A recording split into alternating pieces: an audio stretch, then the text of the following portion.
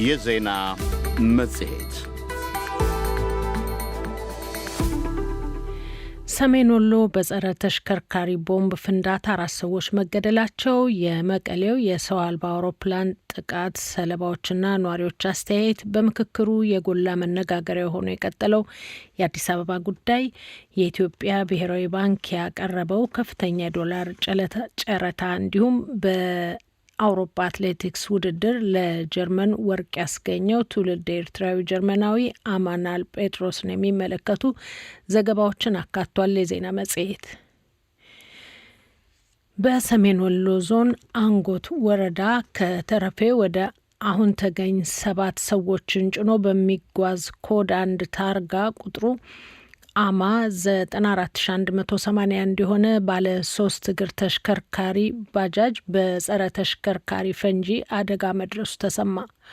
አደጋው የደረሰው አንጎት ወረዳ 010 ቀበሌ አኖሬ ሁዳድ ከሚባል ቦታ ላይ ሲሆን በፍንዳታው የ4 ሰዎች ሕይወት ሲያልፍ ሌሎች 3 ሰዎች ከባድ የአካል ጉዳት እንደደረሰባቸው የአንጎት ወረዳ መንግስት ኮሚኒኬሽን ጽሕፈት ቤት ኃላፊ ወይዘሮ ሙሉ ወርቅ ጫኔ ተናግረዋል። ፍንዳታው የደረሰው በዚህ ሳምንት ማክሰኞ ዕለት ከጠዋቱ 3 ሰዓት ላይ ነው። አካባቢው የጸጥታ ችግር ያለበት መሆኑን ያመለከቱት ኃላፊዋ የሞቱት ሁሉም ንጹሐን ናቸው ብለዋል። ኢሳያስ ገላው በሰሜን ወሎ ዞን አንጎት ወረዳ በመንገድ ላይ የተቀበረ ጸረ ተሽከርካሪ ፈንጂ ፈንድቶ በባለ 3 እግር ተሽከርካሪ ባጃጅ ላይ ይጓዙ በነበሩ ሰዎች ላይ ጉዳት አደረሰ። በፍንዳታው የ4 ሰዎች ሕይወት ወዲያውኑ ሲያልፍ ሌሎች 3 ሰዎች ላይ ደግሞ ከባድ የአካል ጉዳት መድረሱን የወረዳው መንግስት ኮሚኒኬሽን ጽሕፈት ቤት አስታውቋል። አደጋው የተከሰተው በነሐሴ 12 2018 ዓ.ም ማክሰኞ ዕለት ሲሆን ከተሬ ወደ አንጎት ወረዳ ከተማ አሁን ተገኝ አሽከርካሪውን ጨምሮ 7 ሰዎችን ይዞ በሚጓዝ ባለ 3 እግር ተሽከርካሪ ላይ 010 ቀበሌ አኖሬ ሁዳድ በተባለ ስፍራ መሆኑን የአንጎት ወረዳ መንግስት ኮሚኒኬሽን ጽሕፈት ቤት ኃላፊ ወይዘሮ ሙሉ ወርቅ ጫኔ ተናግረዋል። አደጋው የደረሰው ማክሰኞ ዕለት ነው። ሰዎቹ ነጋዴም እንደገና ደግሞ ግለሰብ ብሎ ያው የሄደ መንገደኛ ማለት ነው። እነሱ ናቸው። ሲመጡ ያው ከጥንፈኛው ጋር ያለው ሰላም አልነበረም መንገዱ የአካባቢ ማለት ነው። እና ወደዚህ ሲመለሱ መንገዱ ላይ ጸረ ተሽከርካሪ ቦምብ ተቀብሮ ስለነበረ ያ ፍንዳታ ደረሰ። እንግዲህ የሞቱት 4 ናቸው። በሕክምና ላይ ያሉት 4 ናቸው። ከባድ አደጋ አንዱ ብቻ ነው ቀለል ያለው፣ 3ቱ ትንሽ ከበድ ያለ ነው። በአንጎት ወረዳ ነዋሪ የሆኑትና አስተያየታቸውን ለዶይቼ ቬለ የሰጡ አቶ አለባቸው ዳረጎት በፍንዳታው የሞቱ 2 የአሁን ተገኝ ከተማ ነዋሪ መሆናቸውን ገልጸው የአካል ጉዳት የደረሰባቸውም ለሕክምና ወደ ወልዲያ ሆስፒታል መላካቸውን ይናገራሉ። የሆነ ፈንጂ ተቀብሮ ነው እንግዲህ እኛ አካል እንደተቀበረ ምናውቁ ነገር የለም። ከዛ ወደ ዝማዶ መሰረት ይባላል ተከማና ከዛ አሁን ተገለ መላለስ ተፈር መንገድ ነበርና በዛ ተቀብሮ በባጃጅ ሲመላለሱ በአጋጣሚ ባጃጅ ወደ ዛዶ ሲመለስ ይሄድ ያላገኘው ነበር። ሲመለስ አገኘው ባጃጅ ተያዘው ወጥቶች ታች ያርፋል። ወደ ዝጋተና አካል ከባድም ቀላልም ይደርስባቸዋል። አብዛኛዎቹ ከባድ ይላል። ወልዲያ ለሪሰርች ተብሎ ሄዷል። እዚህም አሁን ተገኛለሁ አለ ጋር እንደተሰጣቸው ግን አሁን ደጋ ከተማው የሞቱ 2 ናቸው። በአካባቢው አደጋው ከመድረሱ በፊት ባሉት 3 ቀናት ጀምሮ በመንግስት የጸጥታ ኃይሎችና በፋኖ ታጣቂዎች መካከል ግጭት ነበር የሚሉት አስተያየት ሰጭም ጦርነቱ ረዘም ላለ ጊዜ መቆየቱን ይናገራሉ። ዋናው አስፋልት ከወዲያ ነው ኖርማል አስፋልት አለ። ከዛ ካሁን ከተማ ተጀምሮ ወደዛ የሚሄድ የገጠር መንገድ አለ አስፋልት ያልሆነ ማለት ነው። ከቅዳሜ ከሰዓት በኋላ ጀምሮ ትንቃት ጀምሮ በነገታው ትንቃት 24 ሰዓት ተዋግቶበታል በቦታው ከአደጋው በዚህ ከዛ በአደጋው ማንኛው አካል እንደገጠሮ ሳይታወቅም ካፈገጡ በኋላ ከለቀቀ በኋላ መንገድ ላይ ግን ተቀብሮ ተገኘ እና የሰው የሚያስተዋል የሚለው በአንጎት ወረዳ ሰሜን ወሎ አኖሬ ሁዳድ በተሰኘ ስፍራ በደረሰው በዚህ አደጋ የሞቱም ሆነ ጉዳት የደረሰባቸው ተጓዦች ሁሉም ንጹሐን መሆናቸውን ነው ወይዘሮ ሙሉ ወርቅ ጫኔ የወረዳው መንግስት ኮሚኒኬሽን ጽሕፈት ቤት ኃላፊ የተናገሩት። አንደኛው የሞተው የመሪ መዘጋጃ ጥበቃ ነበር። አንደኛው እዚህ ነጋዴያችን ነው። ሰላማዊ ሰዎች ናቸው። አንደኛውም እንደዚሁ እዛው ተነስቶ ወደዚህ አራስ ላይ ሲመጣ ነው መንገድ ላይ የዛም ሳያይ የቀረው። አንዲቱ ደግሞ ያው ንጹህ ሰው ናት። አሁን አደጋው የደረሰበት ከአንጎት ወረዳ አሁን ተገኝ ወደ ተረፌ የሚያስኬደው መንገድ ተደጋጋሚ የጸጥታ ችግር የሚስተዋልበት መሆኑን የአካባቢው ነዋሪዎች ገልጸዋል። ለዶይቼ ቬለ ዘገባ ኢሳያስ ገላው። ትናንት ከቀትር በፊት ዳኢሮ በተባለ በትግራይ ክልል መቀለ ከተማ ውስጥ በሚገኝ የመኖሪያ አካባቢ ደረሰ በተባለው የሰው አልባ አውሮፕላን ጥቃት ከቆሰሉት መካከል አብዛኞቹ ታክመው ወደ ቤታቸው መመለሳቸውን አይደር ሆስፒታል ዛሬ ለዶይቼ ቬለ አስታወቀ። በጥቃቱ በሰዎች ላይ ከደረሰው ከባድና ቀላል የመቁሰል አደጋ በተጨማሪ አንዳንድ የአካባቢው ነዋሪዎች ቤቶችን መጎዳታቸውን ለዶይቼ ቬለ ተናግረዋል። ዝርዝሩን ሂሩት መለሰ አጠናቅረዋለች። ትናንት ጠዋት በትግራይ ክልል መቀሌ ከተማ ውስጥ ዳይሮ በተባለ የመኖሪያ አካባቢ በሚገኝ አረንጓዴ ስፍራ ደረሰ በተባለ የድሮን ጥቃት የቆሰሉት ሰዎች ቁጥር 14 መሆኑን በከተማዋ የሚገኘው አይደር ሆስፒታል ዛሬ ለዶይቼ ቬለ አስታውቋል። በሆስፒታሉ የድንገተኛ ሕክምና ክፍል አስተባባሪ አቶ ብርሃኑ ኃይለማርያም ለዶይቼ ቬለ እንደተናገሩት ከመካከላቸው 5ቱ ህጻናት ናቸው። በአሁኑ ጊዜም በሆስፒታሉ ውስጥ በመታከም ላይ የሚገኙት ከባድ ጉዳት የደረሰባቸው ጥቂት ሰዎች ብቻ መሆናቸውንም ገልጸዋል። እግራቸውም የተመቱ ህጻናትም ነበሩ። አንድች ህጻን ኦፕሬሽን አሁን ተሰርቶላታል። አሁን በደህና ሁኔታ ትገኛለች። ሌላም እናት ነበሩ ጭንቅላታቸው አካባቢ የተጎዱት፣ እሳቸውም አሁን ደህና ናቸው። ወደ 3 የሚሆኑ ትንሽ ከበድ ያለ ሁኔታ ነበሩ። ትንሽ ልጅ ነበረች፣ አይኗ ማየት አቅቷት ነበር። አሁን ግን ደህና ሆና ያው ተሸኝታለች ነው እና አብዛኛው ታይተው ወደ ቤታቸው ሂደዋል። ትንሽ 3 የሚሆኑ ህጻኖች ብቻ ነው የቀሩን እኛ ጋር። አቶ ብርሃኑ እንዳሉት በአደጋው ከቆሰሉት ሰዎች ውስጥ ዝቅተኛው ዕድሜ 2 ዓመት፣ ከፍተኛው ደግሞ 61 ዓመት ነው። በአካባቢው ቤቶች ላይም በፍንዳታው ፍንጣሪዎች ጉዳት መድረሱን ነዋሪዎች ተናግረዋል። አደጋው በደረሰበት አካባቢ በሚገኝ ለመምህራን በተሰጠ የማህበር መኖሪያ ቤት ውስጥ ነዋሪ የሆኑት አቶ ቴዎድሮስ ኃይሉ ለዶይቼ ቬለ እንደገለጹት በአደጋው ወቅት ቤት የነበሩት ባለቤታቸው በፍንዳታው መጠነኛ ጉዳት ደርሶባቸዋል። ባለቤታቸውን ለማሳከም አይደር ሆስፒታል የሄዱት አቶ ቴዎድሮስ ሌሎች የተጎዱ ሰዎችንም በዚያ አይተዋል። አጋጣሚ ባለቤቴ ደግሞ ያው ጭንቅላቷ ስብርባሪያዋ ብሎኬት ከላይ ተወርውሮ መጥቶ መጣች። የ10 ወር ልጅ ይዛ እዛ ነበረችና ጭንቅላቷ ተሰፍታለች። እዛ አይደር ሕክምና አግኝታ አሁን ደህና ናት። ትናንት አይደር ነበርኩ። እዛ የኔ ሰፈር ያሉ አካባቢ ወደ 9 የሚሆኑ ተሞተዋል። አንድ ጓደኛዬ እሱም የቲቪቲ አስተማሪ ነው። ከነ ልጆቹ አማቱ ምናምን ነው የተመታው። አቶ ቴዎድሮስ እንዳሉት የእርሳቸውና በአካባቢው የሚገኙ ሌሎች መኖሪያ ቤቶችም የተለያዩ ጉዳት ደርሶባቸዋል። ሽርፍራቴና መስተዋቱ በሩ ምናምን ነው የተገነጣጠለው። የነበረው ሴራሚኩ ምናምን ነው ያው ቆርቆሮ የተበሉትን ወጥተዋል ከቤቱ።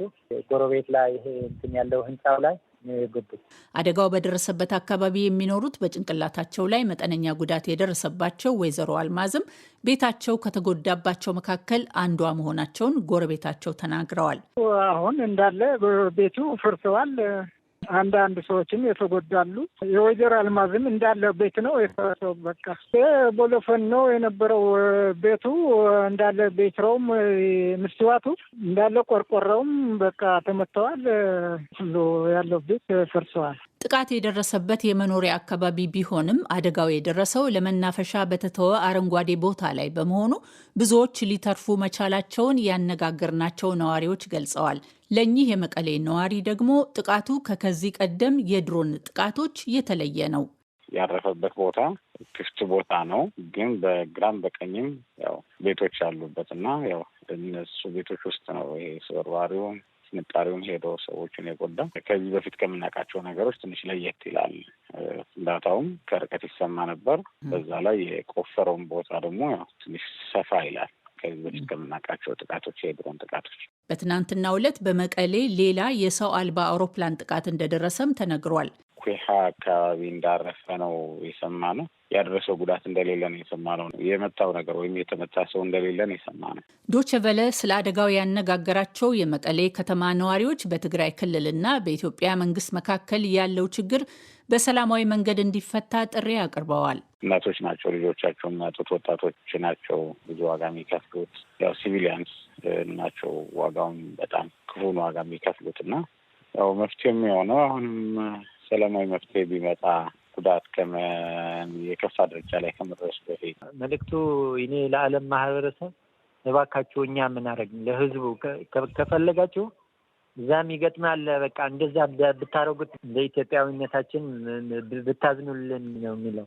የትግራይ ክልል ኮሚኒኬሽን ቢሮ ኃላፊ ዶክተር አብርሃ ሀጎስ ትናንት ለዶይቼ ቬለ በሰጡት ቃለ ምልልስ በክልሉ መንግስት ጦርነት ተከፍቶብናል፣ ለዚህም ማሳያው በክልሉ የተለያዩ አካባቢዎች የድሮን ጥቃት መፈጸሙ ነው ብለዋል። ከኢትዮጵያ መንግስት በኩል ይህ ዜና እስከተጠናቀረበት ጊዜ ድረስ ስለ ጥቃቱ የተባለ ነገር የለም። ትናንት መቀሌ ውስጥ ደረሱ ስለተባሉት ጥቃቶች ለመጠየቅ ለኢትዮጵያ የኮሚኒኬሽን አገልግሎት ሚኒስትር ወይዘሮ እናታለም መለሰ የእጅ ስልካቸው ላይ ብንደውልም ልናገኛቸው አልቻልንም። ሂሩት መለሰ ያጠናቀረችው ዘገባ ነበር። ከተጀመረ 1 ወር ከ1 ሳምንት ባለፈው የሀገራዊ ምክክር ጉባኤ ላይ የአዲስ አበባ ጉዳይ ጉልህ መነጋገሪያ ጭብጥ ሆኖ ቀጥሏል። የሀገራዊ ምክክር ኮሚሽን ተመካካሪዎች የተስማሙበትን ምክረ ሀሳብ የያዘው የመጨረሻ ሰነድ ትናንት ሐሙስ ነሐሴ 14 ቀን 2018 ዓ.ም ለ4 ሺዎቹ ተሳታፊዎች ይቀርባል ቢባልም ትናንት ሳይሆን ቀርቷል። ይህም የሆነው በአዲስ አበባ ጉዳይ ላይ ከኦሮሚያ ክልል ተመካካሪዎች ቅሬታ በመቅረቡ መሆኑን ከተሳታፊዎች ያገኘነው መረጃ ያስረዳል። ሆኖም ዛሬ ማምሻውን ኮሚሽኑ በፌስቡክ ገጹ ባወጣው አጭር መግለጫ የአጀንዳ ምክረ ሀሳቦች ለ4,000 ጉባኤተኞች እየቀረቡ መሆኑን ጠቁሟል። ኮሚሽኑ በዚህ መግለጫው ከሐምሌ 8 ቀን 2018 ዓ.ም ጀምሮ ሲካሄድ የቆየው የኢትዮጵያ ሀገራዊ ምክክር ጉባኤ መጨረሻው ምዕራፍ ላይ ይደርሷል ብሏል። በ8 አጀንዳዎች ላይ ሲመክሩ የቆዩት 4,000 ጉባኤተኞች በአሁኑ ሰዓት በእያንዳንዱ አጀንዳ ላይ የተጠናቀሩ የመጨረሻ የአጀንዳ ምክረ ሀሳቦችን በማዳመጥ ላይ ይገኛሉ ሲልም ገልጿል። ለመሆኑ የጎላ መነጋገሪያ ሆኗል ስለተባለው የአዲስ አበባ ጉዳይ ተመካካሪዎቹ ምን እያሉ ነው? ሰለሞን ሙጬ ከአዲስ አበባ ዘገባ አለው። የኢትዮጵያ ሀገራዊ ምክክር ኮሚሽን ምክትል ዋና ኮሚሽነር ሂሩት ገብረስላሴ ከ2 ቀናት በፊት ማለትም ረቡዕ ነሐሴ 13 ቀን 2018 ዓ.ም በሰጡት መግለጫ ይህንን ብለው ነበር። በነገው ዕለት ይሄ የተጠናከረው የመጨረሻው ሰነድ ለ4,000 ተሳታፊ ይቀርባል ማለት ነው። ምክትል ዋና ኮሚሽነር ሂሩት ረቡዕ ዕለት ይህንን ቢሉም የተጠናቀረው የመጨረሻ ሰነድ ትናንት ለጠቅላላው ጉባኤተኛ አልቀረበም። ይህም የሆነው በአዲስ አበባ ጉዳይ የኦሮሚያ ክልል ተወካዮች ቅሬታ ማቅረባቸውን ተከትሎ መሆኑን ዛሬ ረፋድ አስተያየታቸውን ለዶይቼ ቬለ ከሰጡ የውይይቱ ተሳታፊ መረዳት ችለናል። በውል ይሄ ነው ተብሎ የተነገረን ነገር የለም። ግን የክልል ተወካዮች ያሉበት ጉባኤ ስብሰባ ነገር እንደተጠራና ትላንት ያው ይቀርባል የተባለው እንዳልቀረበ ያው ሙሉ መረጃ አለን። ነገር ግን ሁኔታዎችን ትላንት ተመካክረው የፈቱበት ጉዳይ ሁኔታ ካለ ያው ዛሬ ከሰዓት እንደሚቀርብልን ተነግረውን ከሰዓት ያው ልንገባ ነው። ኮሚሽኑ ቀረበ የተባለውን ቅሬታ ተከትሎ የከተማዋ ጉዳይ ላይ መክሮ ውሳኔ እንዲያቀርብ ኃላፊነት የተሰጠው የክልል ምክር ቤት ጉባኤ እንዲቋቋም አድርጓል። ይህ አካል የሁሉም ክልል ምክር ቤቶች፣ የ2 ከተማ መስተዳድሮች፣ የፖለቲካ ፓርቲዎች የጋራ ምክር ቤት እንዲሁም የሃይማኖት ተቋማት መሪዎችንና ሌሎችንም ያካተተ ነው። በምክክሩ የሚሳተፉ አንድ ጉባኤተኛ ጠቅላላው ተመካካሪ የከተማዋን ጉዳይ በተመለከተ እንዲህ ነው ብሎ የሚገልጸው የተጨበጠ መረጃ የለውም። ለ500 የቀረበው ሀሳብ አላረካንም የሚሉ ወገኖች ቅሬታ እንዳቀረቡና በዛ ጉዳይ የሚመለከታቸው አካላት እየተመካከሩበት እንዳለ ከሚሰማው ውጭ ያወቅነው የተረጋገጠ የተጨበጠ እንዲህ ነው ብለን መናገር የምንችለው ነገር የለም። የሀገራዊ ምክክር ኮሚሽን ምክትል ዋና ኮሚሽነር ሂሩት ገብረስላሴ ሰኞ ዕለት በሰጡት መግለጫ ከተጀመረ 1 ወር ከ1 ሳምንት ያለፈው የሀገራዊ ምክክር ጉባኤ የፈለግነውን መግባባትና ሰላም ያመጣል ብለን እናምናለን ሲሉ መግለጻቸው ይታወሳል። ለመሆኑ ተመካካሪዎቹ የአዲስ አበባን ጉዳይ በሚመለከት ምን እያሉ ነው? እኒሁ ጉባኤተኛ የታዘቡትን አጋርተውናል። የራሱ የሆነ አመለካከት አለው። ሆኖም ግን ያው በአዲስ አበባ ጉዳይ ከሞላ ጎደል ወጥ አቋም ያለው ይመስላል። አዲስ አበባ ዲፕሎማቶችን መቀመጫ የሀገራችንን ርዕሰ መዲና እንደሆነች እንድትቀጥል የሚለውን አብዛኛው ተመካካሪ ወይም ተሰብሳቢ ያንን አቋም የሚያራምድ ይመስለኛል። ዋናው ግን ውጤቱ በምክረ ሀሳብ ደረጃ ቀርቦ በ500ም ተነቦ ያለ እንከን የሚያልፈው ይሁን ብሎ ያጸደቀው ተመካካሪው ያጸደቀው ጉዳይ የሚጸና መሆኑ ነው። በአዲስ አበባ ጉዳይ ላይ ቅሬታ ከመነሳቱ አስቀድሞ ከተማዋ ራሷን በራሷ እያስተዳደረች ተጠሪነቷም ለፌዴራሉ መንግስት እንዲሆን ስምምነት ላይ እንደተደረሰበት ከተመካካሪዎቹ የተገኘው መረጃ ያሳያል። ከኦሮሚያ ክልል ጋር በተገናኘ ደግሞ 2 አማራጮች ቀርበው ነበርም ተብሏል። ያነጋገርናቸው የምክክሩ ተሳታፊ የሀገራዊ ምክክር ዋና ኮሚሽነር ፕሮፌሰር መስፍን አርአያ በግል ጉዳያቸው ከሀገር እንደወጡ ረቡዕ ዕለት በኮሚሽኑ ለተመካካሪው እንደተገለጸም ነግረውናል። እክል ገጥሟቸው ለለቅሶ እንደወጡና ምናልባትም ከትላንት በስቲያ ቀብርም ተፈጽሞ እሳቸው ትላንት እንደሚገቡ ነው የተነገረን። ምናልባት እሳቸው በሚመሩትና በሚሰሩት ልክ ያልተሰራ ነገር በዛ አጭር ጊዜ ውስጥ ሊኖር ይችላል። ያ እንግዲህ የራሱ እንትን ይኖረዋል፣ ይሸፈናል። ሌሎችም አሉ ሸፍነው የሚሰሩ እሳቸው በሚያስተላልፉት ቶን ልክ ሌሎች ምናልባትም በእሳቸው ቦታ ያለ ሰው ወክሎ ወይም የእሳቸውን ያክል ሊገፋው ላይችል ይችል ይሆናል። ይሄ ተፈጥሯዊ ነው። ነገር ግን እየሄዱ ምን ሆኑ የምለው ነገር ተመካካሪው ውስጥም ያው ሀሳቦች ሲነሱ ነበር፣ ሲንሸራሸሩ ነበር። አዲስ አበባን በተመለከተ የደረሰበትን ውሳኔ ዛሬ አርብ ነሐሴ 15 ቀን 2018 ዓ.ም እንዲያቀርብ ኃላፊነት ተሰጥቶታል የተባለው የክልል ምክር ቤት ጉባኤ ውሳኔውን ዛሬ ስለማቅረብ አለማቅረቡ እስካሁን ማረጋገጥ አልቻልንም። ኮሚሽኑም በዚሁ ጉዳይም ሆነ በሌሎች ጉዳዮች ላይ ዛሬ የሰጠው መግለጫ የለም። ለDW ሰለሞን ሙጬ ከአዲስ አበባ። ባለፈው ሳምንት አጋማሽ የኢትዮጵያ ብሔራዊ ባንክ ባካሄደው 25ኛ ዙር የዶላር ጨረታ የባንኮች ፍላጎት በ276 በመቶ ግድም መናሩ ከተስተዋለ በኋላ በሳምንቱ ብሔራዊ ባንኩ ትናንት ሐሙስ ልዩ የ500 ሚሊዮን ዶላር ጨረታ አቅርቧል። ማዕከላዊ ባንክ ባሳለፍነው ሳምንት ረቡዕ በመደበኛ ጨረታው 125 ሚሊዮን ዶላር ቢያቀርብም የባንኮች ፍላጎት 470 ሚሊዮን ዶላር ተሻግሮ ነበር። ይህ የንግድ ባንኮች ከፍተኛ የዶላር መግዛት ፍላጎት ከታየ በኋላ ምንዛሪውን በመደገፍ የዶላር እጥረት ክፍተቱን ለመድፈን የኢትዮጵያ ብሔራዊ ባንክ በትናንትናው ዕለት 500 ሚሊዮን ዶላር ለባንኮቹ በጨረታ አከፋፍሏል። ከአዲስ አበባ ስዩም ጌቱ ዝርዝር ዘገባ አጠናቅሯል። የኢትዮጵያ ብሔራዊ ባንክ ትናንት ሐሙስ ነሐሴ 14 ቀን 2018 ዓ.ም በአጠቃላይ በዚህ ዓመት ብር ከዶላር ምንዛሪ አንጻር እንዳይዳከምና ከትይዩ ገበያው ጋር ያለው ልዩነት በጉልህ እንዳይሰፋ በሚል ኢኮኖሚያዊ ምክንያት በዓመቱ ለባንኮች በጨረታ ያከፋፈለው የዶላር መጠን 2.7 ቢሊዮን ዶላር ደርሷል። ይህ የማዕከላዊ ባንኩ የዶላር አቅርቦት በአፍሪካ ከፍተኛ ተብሎ ከሚጠቀሱ አንዱ ቢባልለትም ባለፉት 8 ወራት ውስጥ ብቻ ብር ከዶላር አንጻር በ3.7 በመቶ ግድም ተዳክሟል። ማዕከላዊ ባንኩ ትናንት ይፋ ባደረገው ከፍተኛ በሆነው የ500 ሚሊዮን ዶላር ጨረታ የተደነቁት የገንዘብ አስተዳደር ባለሙያው ዶክተር አብዱል መናን መሐመድ ለዚህም ኢኮኖሚያዊ ምክንያቱን ሲያስረዱ የሚቀጥለው ጨረታ ኦገስት 26 ሴፕቴምበር ላይ እንደዚህ ያስቀምጣል እና ፕሬዲክተብል እንደሆነ ይሄ ፍጹም ያልተጠበቀ ነው። ከዚህ በፊትም እንደዚህ የዛሬ 6 ወር አካባቢ እንደዚህ ከፍተኛ የሆነ 500 ሚሊዮን የዛን ጊዜም እንደዚህ አውጥቶ ነበረ እና እኔ እንደምገምተው ብሔራዊ ባንክ ዛሬ በጣም በከፍተኛ እጥረት ሲኖር እንዲህ ከፍተኛ የሆነ ያልተጠበቀ ጨረታ ያወጣል። ሌላው የምጠረጥረው ነገር ቢኖር እዚህ የፓራሌል የትይዩ ገበያው እየተነቃቃ ነው። አሁን በጣም መነቃቃት ጀምሯል። ምናልባት ባለፈው ወር ከ15 ቀን አካባቢ ፓውንድ ስተርሊንግ እንኳን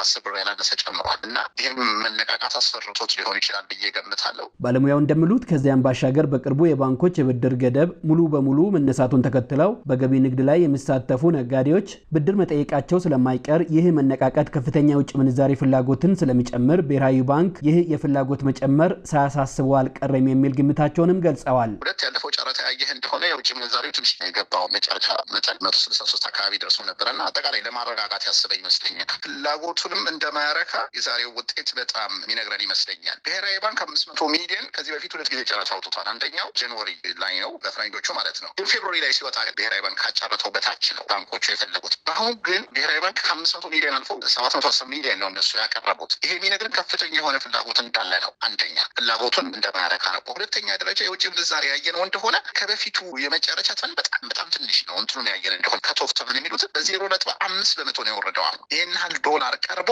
ከፍተኛ እንደው 1 በመቶ 2 በመቶ ይወርዳል ብለህ ትጠብቃለህ አይደለም። ግን ከሞላ ጎደል ምንም አልወረድ ማለት ይችላል። ብሔራዊ ባንክ ከፍተኛ ወርቅ ስለሚገዛ ከፍተኛ ገንዘብ ወደ ባንኪንግ ሲስተሙ ይለቃልና ዶላር እንደፈለከው የምታገኘው ነገር አይደለም እና እንደዚህ አይነት ጨረታ በሚገኝበት ጊዜ ከፍተኛ የሆነ ዶላር ይዘህ ቀስ እያልክ ለደንበኞች ታቀርበዋለህ። እሱ ይመስለኛል። እንደ IMF የሐምሌ ወር መረጃ የኢትዮጵያ የውጭ ምንዛሪ ክምችት 5.9 ቢሊዮን ዶላር ተሻግሯል። ይሁንና ከመካከለኛው ምስራቅ ቀውስ ጋር ተያይዞ አገሪቱ በነዳጅ ዋጋ መናር የምታወጣው ተጨማሪ ወጪ ሌላው አሳሳቢ ጉዳይ ነው። የገንዘብ አስተዳደር ባለሙያው እንደሚሉት ማዕከላዊ ባንክ ወደ ገበያው የሚያስገባው ከፍተኛ መጠን ያለው ዶላር አሁንም ድረስ በተፈለገው መጠን የመደበኛ የባንኮች ምንዛሪና የትይዩ ገበያውን መጠን በተፈለገ ደረጃ ያላጠበበው ሀገሪቱ የምትፈልገው የዶላር መጠን በጣም ከፍ ያለ ነው። በተለያየ መልኩ ብናስገባው የዶላር መጠን ደግሞ ዝቅ ያለ ነው። ይህ የረጅም ዘመን ችግር ነው። አገልግሎት ኤክስፖርት በማድረግ በአየር መንገድ በኩል ሸቀጦችን እንደ ቡና፣ ሌሎችንም ሸቀጦችን ኤክስፖርት በማድረግ እንደዚሁም ደግሞ በሐዋላም ብለው በፎሬን ዳይሬክት ኢንቨስትመንት የምናገኘው ተደምሮ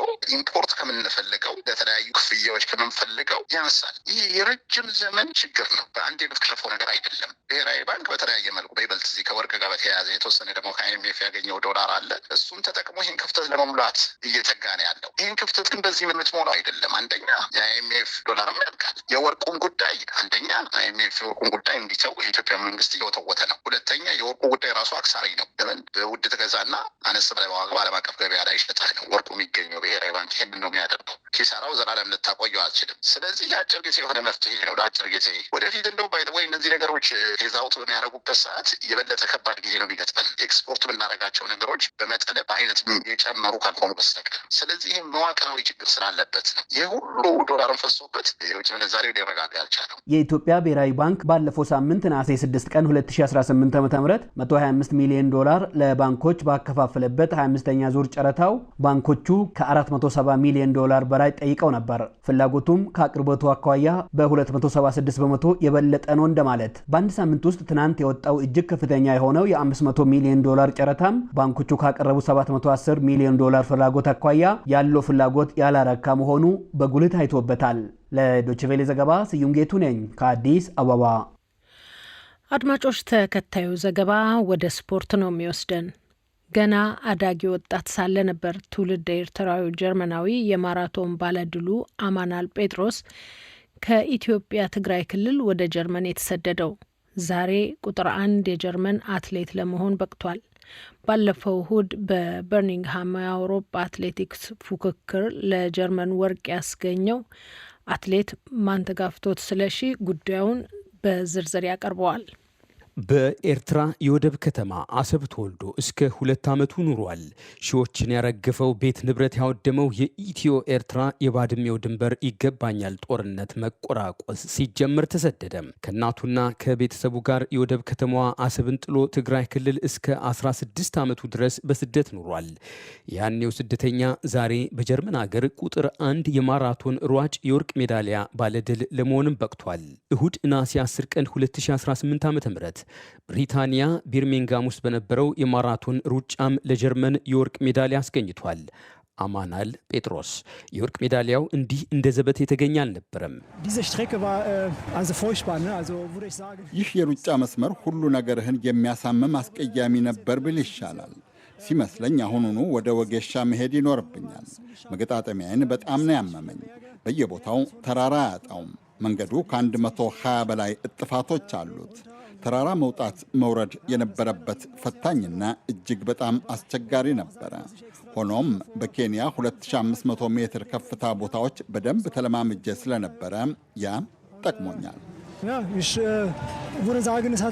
አማናል ለዚህ ለረዥም ጊዜ ሲመኘው ለነበረው ድል የበቃው 42 ኪሎ ሜትሩን 2 ሰዓት ከ9 ደቂቃ ከ11 ሰከንድ ሩጦ በማጠናቀቅ ነው። ከቢርሚንጋሙ ድል 10 ወራት ቀደም ብሎ አማናል የወርቅ ሜዳሊያውን በቶኪዮ የዓለም ማራቶን ያጣው ለጥቂት ነበር። በታንዛኒያዊው ሯጭ አልፎንስ ፌሊክስ ሲምቡ ለጥቂት ተቀድሞ ወርቅ ማጣቱ ለሱም ሆነ ለደጋፊዎቹ እጅግ የሚያስቆጭ ነበር። በወቅቱ ያገኘውን ድል መታሰቢያነቱንም በተለይ ትግራይ በጦርነት ቀጠና ውስጥ ለረዥም ጊዜ ለምትኖረው እናቴ ይሁን ማለቱም በርካቶችን አሳዝኖ ነበር። እያንዳንዷን ቀን ነው የምቆጥረው። ምክንያቱም እናቴም እህቴና ቤተሰቦቼ እዚያ ክልል ውስጥ ተዘግቶባቸው ነው ያሉት። ሰውም ያለ ምክንያት በየቀኑ የሚገደሉት ሕፃናት ያሳዝኑኛል። በድሮን ይደበደባሉ። ምንም ጥፋት የሌለባቸው ሰዎች ዝም ብሎ ገበያ ስፍራ ላይ ይገደላሉ። እንስሳት ዝም ብለው ይገደላሉ። መቼም ከዚያ የከፋ ነገር የለም። የ35 ዓመቱ ትውልደ ኤርትራ ጀርመናዊ የማራቶን ሯጭ እናቱ እህቱና ቤተሰቡ ከጀርመን 5000 ኪሎ ሜትር ርቀት በላይ ከውቅያኖሱ ወዲያ በኢትዮጵያ ትግራይ ክልል ይኖራሉ። እያንዳንዷን ቀናት የሚቆጥርበት ሰበቡ ያ ቢሆንም ቅሉ ጀርመን ሌላኛዋ ቤቱ ናት። አገር ማለት ለእኔ በእውነቱ ወሳኝና አስቸጋሪ ጥያቄ ነው። ለእኔ አገር ማለት ያለሁበት ቦታ ማለት ነው።